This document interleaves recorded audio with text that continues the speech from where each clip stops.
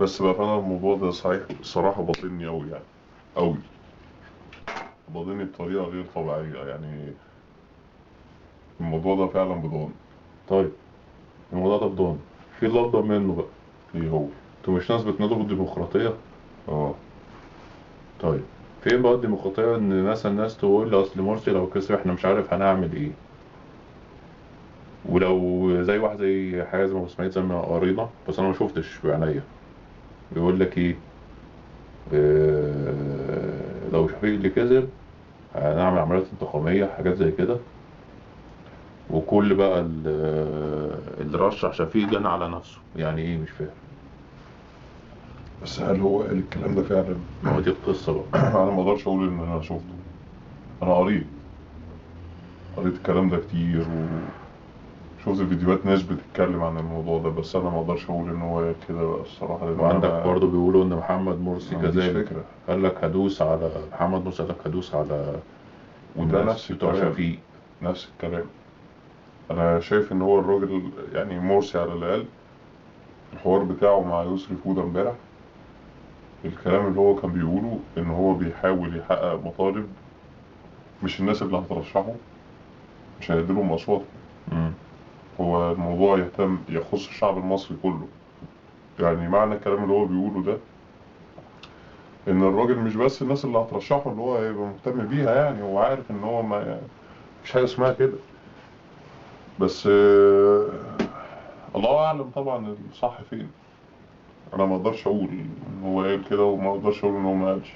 لا ده ولا ده، ما تعرفش. بس انا ما اظنش ان في حد يعني منهم بالغباء ده، ما اظنش. ليه يا عم؟ والناس لا اللي لا وراهم لا. هو نفس اللي يقول لك انت قصتك هتتلدغ في تيزك من التعبان لمدة 3 سنين لو ما رشحتش مش عارف مين. في ايه؟ يطلع لك فتاوى غريبة. لا لا، ما هو دي كلها ممكن تكون حكاية، خلي بالك.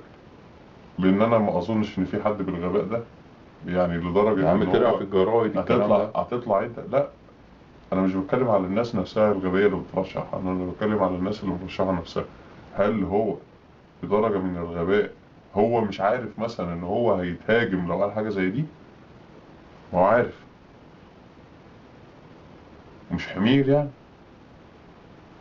ما اظنش خالص ان لا ده قال كده، لا شفيق ده قال كده، ولا ده قال كده. انا ما اظنش. واللي يصدق حاجة زي دي يعني من غير ما يشوفها بعينه، يعني يبقى انسان غريب الصراحة. كله يا عم بشوية حاجات غريبة بتاع من غير ما بيصدق. يعني لازم تتأكد ان دي حاجة مش طبيعية. ما ينفعش. ما ينفعش انا ابين للناس ان انا ابن وسخة من قبل ما يرشحوني، وانا ابن وسخة ونوع على الشر، واقول لهم ابقى عبيط بقى.